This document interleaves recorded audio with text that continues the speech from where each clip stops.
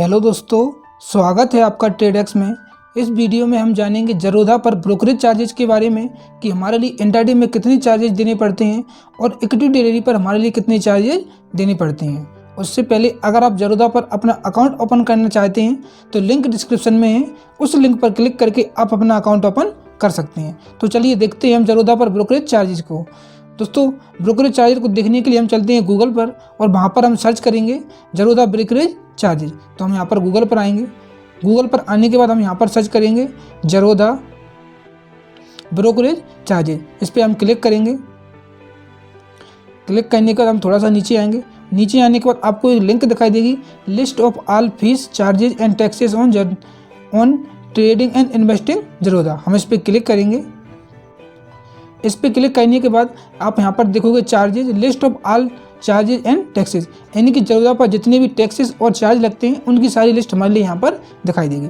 अब आप नीचे आएंगे, फ्री इक्विटी डिलीवरी। अब आप यहाँ पर देखोगे फ्री इक्विटी डिलीवरी, यहाँ पर हमारे लिए कोई भी चार्ज नहीं लगता है। अब फ्री इक्विटी डिलीवरी का मतलब है जैसे आपने किसी भी स्टॉक्स को आज बाय किया तो उसके लिए आपको आज ही सेल नहीं करना है, उसको आप कल सेल करोगे, परसों सेल करोगे या एक साल बाद सेल करोगे तो यहाँ पर आपके लिए इक्विटी पर कोई भी चार्जेस या टैक्सेस नहीं लगता है।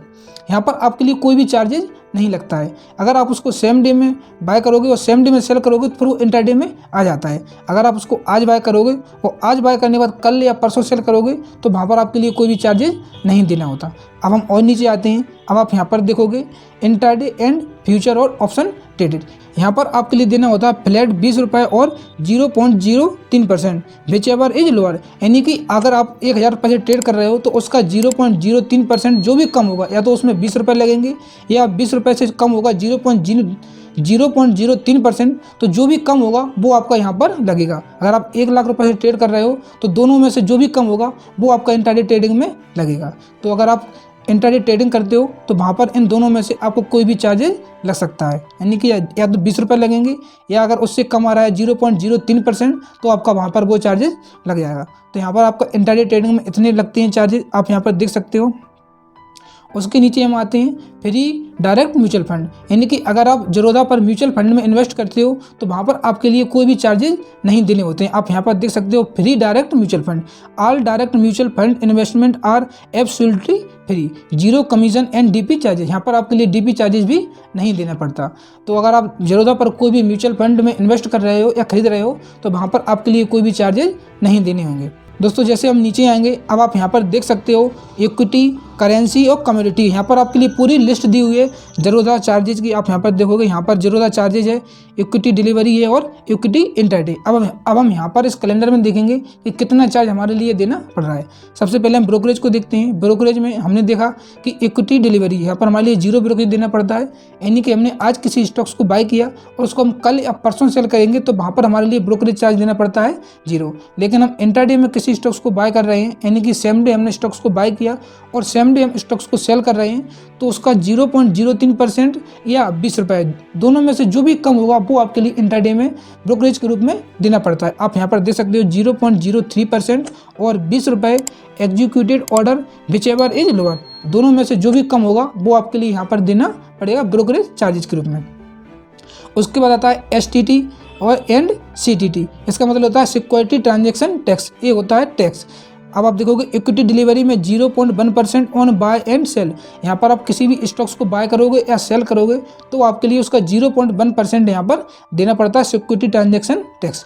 और अगर आप स्टॉक्स को इंट्राडे में बाय करोगे तो इंट्राडे में आपके लिए देना पड़ता है 0.025% ऑन द सेल साइड, यानी कि जब आप इंट्राडे में स्टॉक्स को सेल करते हो तब वहाँ पर आपके लिए 0.025% देना पड़ेगा। बाइंग की साइड आपके लिए इंट्राडे में कोई भी सिक्योरिटी ट्रांजैक्शन टैक्स नहीं देना है।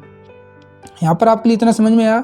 उसके नीचे जब हम आते हैं, उसके नीचे आता है ट्रांजैक्शन चार्जेज, यानी कि जब आप NSE से किसी स्टॉक्स को बाय करते हो या BSE से किसी स्टॉक्स को बाय करते हो तो वहाँ पर हमारे लिए ट्रांजैक्शन चार्जेज देना पड़ता है। तो अब आप इसमें देखोगे, यहाँ पर इक्विटी डिलीवरी में हमारा NSE पर भी सेम है और BSE पर ही सेम है 0.0034%।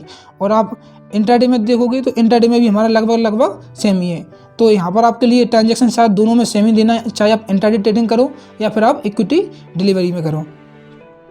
उसके बाद आता है जीएसटी, यानी कि जीएसटी आपके लिए कितना देना पड़ेगा, 18% on brokerage plus transaction charge. यानी कि ऐसे अगर आप इक्विटी डिलीवरी में ट्रेडिंग कर रहे हो तो ब्रोकरेज तो आपका यहाँ पर जीरो है, और आपका जो ट्रांजैक्शन चार्ज लगेगा उस ट्रांजैक्शन चार्ज का आपके लिए 18% देना पड़ेगा जीएसटी। और अगर आप इंट्राडे ट्रेडिंग कर रहे हो तो या तो आपका 20 रुपये या आपका 0.03% में जो लगेगा वो प्लस जीएसटी उसका प्लस ट्रांजैक्शन चार्ज, उसका जो जीएसटी होगा 18% आपके लिए यहाँ पर देना पड़ेगा।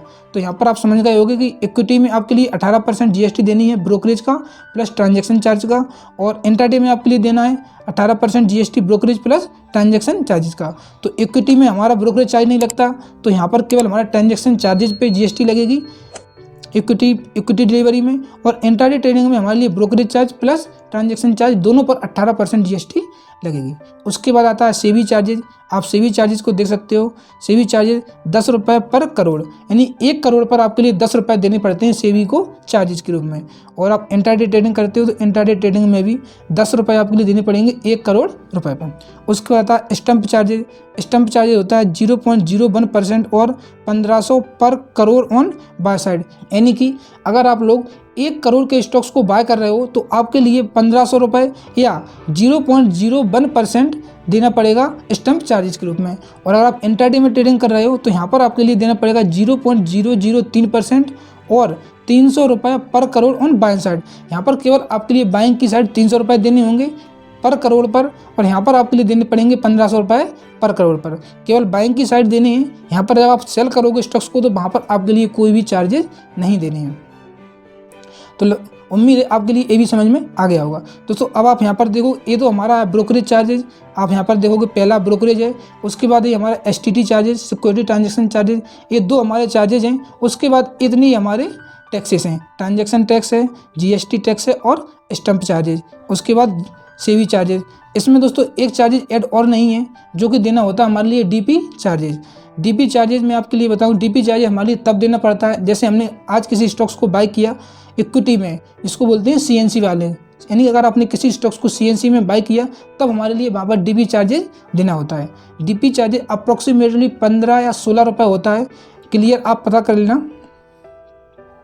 जो सीएनसी में हम किसी भी स्टॉक्स को बाय करते हैं तो वहाँ पर हमारे लिए डीपी चार्जेस देना पड़ता है। सीएनसी का मतलब होता है कि हमने आज किसी स्टॉक्स को बाय किया, हम उसको कल सेल करें, 1 हफ्ते बाद सेल करें या 1 मंथ बाद या 1 साल बाद सेल करते हैं तो वहाँ पर हमारे लिए डीपी चार्जेस देना पड़ता है। तो आप वही देख सकते हो कि जो इक्विटी डिलीवरी है वहाँ पर हमारे लिए ब्रोकरेज चार्ज नहीं देना पड़ता, लेकिन वहाँ पर हमारे लिए डीपी चार्जेस लगता है। तो डीपी चार्जेस लगभग 15 या 16 रुपये होता है, जो आप चेक कर सकते हो।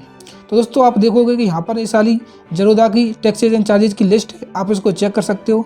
इतनी सारे टैक्सेस एंड चार्ज हमारे लिए जरोदा पर पे करने पड़ते हैं। उम्मीद है आप लोगों को वीडियो में समझ में आया होगा किस तरीके कितने चार्जेस हमारे लिए यहाँ पर पे करने पड़ते हैं। अगर आप लोगों को वीडियो पसंद आई तो वीडियो को आप लाइक कर सकते हो और कमेंट करके बता सकते हो कि आप लोगों को वीडियो कैसी लगी। धन्यवाद।